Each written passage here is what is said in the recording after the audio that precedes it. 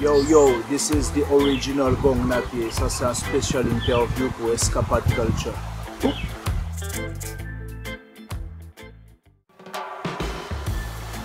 première question, t'es où et avec qui? À l'île Maurice, à la maison, avec les proches, la famille, des amis. Surtout ceux avec qui on était avant le confinement. On s'est dit que bon, si on va avoir personne d'autre, on reste rien quoi. Donc voilà, on a quand même eu une petite vie sociale tranquille. Surtout que là, on aurait dû être en Thaïlande. Deuxième question. Quelles sont tes activités durant le confinement? Eh ben, beaucoup de sport, un peu de yoga. Et vu que je suis coach sportif, j'ai quand même tenu à coacher certains de mes clients en ligne. Planifier le travail et la promo pour la sortie de l'album, qui aurait dû être sorti déjà, mais avec toute cette crise, j'ai décidé que ce serait plus judicieux de le sortir plus tard l'album. J'ai fait d'autres sons, d'autres musiques pour un prochain album, un prochain projet, à voir. De quand date ton premier single et ton premier showcase? Alors déjà avant mon premier single, on a fait pas mal de freestyle, de petites vidéos délire comme ça sur internet, mais je dirais le premier single officiel qui a enchaîné avec les showcases, ce serait Welcome dans Maurice. C'est sorti sur une compile à l'époque en 2011. Et à partir de là, les showcases, les concerts, les premières parties de festival, ça a commencé à partir de là. Tu feras quoi à la fin du confinement?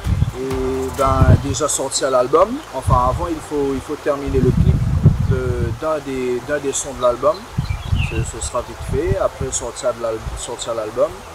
Et à voir comment ça va se passer pour les concerts, les shows et tout, et organiser une tournée, voyager, voilà quoi. Ma vie n'a pas grandement changé avec le confinement, j'ai toujours été un peu casanier, fait ce que j'ai voulu faire, c'est juste les concerts, le week-end qui change. Donc voilà, sortie de l'album surtout, et après on verra, en fonction de comment sera cette nouvelle vie après le corona. D'où viennent tes inspirations? Mes inspirations de la vie de tous les jours, de mon vécu, de mon passé, des histoires qu'on me raconte, des gens que je rencontre. Je m'inspire de faits réels, parce que ma musique c'est une musique où j'essaie quand même de raconter une histoire.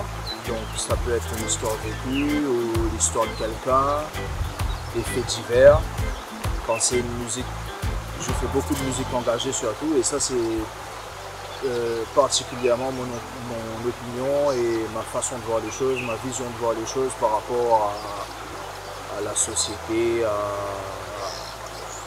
un sujet, un thème particulier. C'est en fonction de ce que je ressens au moment présent surtout. Ta meilleure collaboration sur un titre?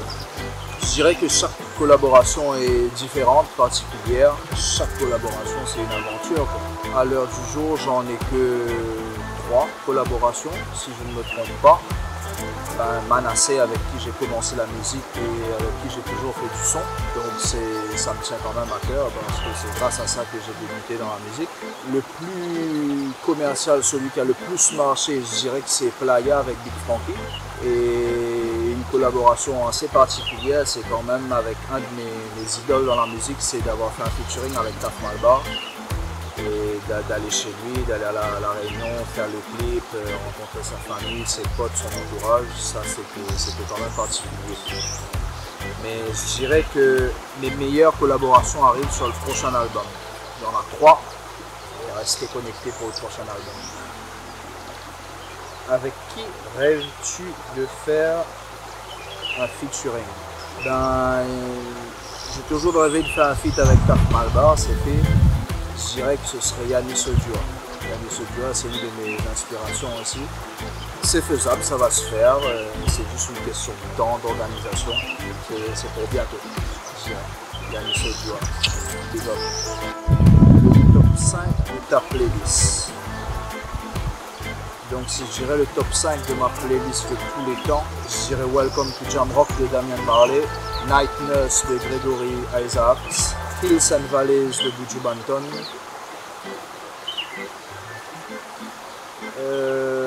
Rap Niggas de Nipsey Hussle, et à 5e, allez, la Caraïbe de Yannis Ojua. Le top 5 de tes artistes préférés. Puis là, ben, un peu de ce beau monde, quoi. Je dirais Kaf Malba, Yannis Ojua, Damian Marley. Un rappeur que j'écoute de plus en plus en ce moment, c'est Russ. Et celui qui m'impressionne le plus en ce moment, je dirais que c'est Burna Boy quand même. Ouais. Les 5 artistes préférés. À quand la sortie de ton prochain album? Ben, comme je l'ai dit, après le confinement, j'ai essayé de faire ça bien. Et après le confinement, faire la promo de l'album et sortir ça dès que possible. Même après le confinement, je pense que je ne serai pas dans le rush parce que c'est surtout l'histoire de savoir quand on va faire les shows. J'espère sortir ça le plus vite possible, même si je sais que la vie ne sera pas pareille après le coronavirus. Mais ouais, j'espère sortir ça très prochainement, très vite.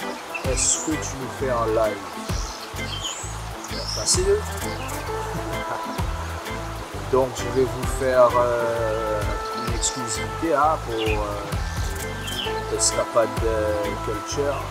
Je vais vous faire une exclusivité de l'album qui sortira dès que possible. Il est prêt, je ne vous baratine pas, c'est juste que voilà, on essaye de faire les choses bien et sortir ça proprement. Ça s'appelle Boss Shatta.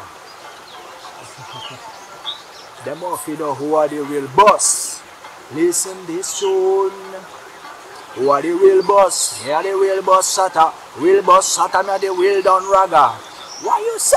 Real Don Raga, original, come not him more play bad, I want the real boss. Me are the real boss Shatta.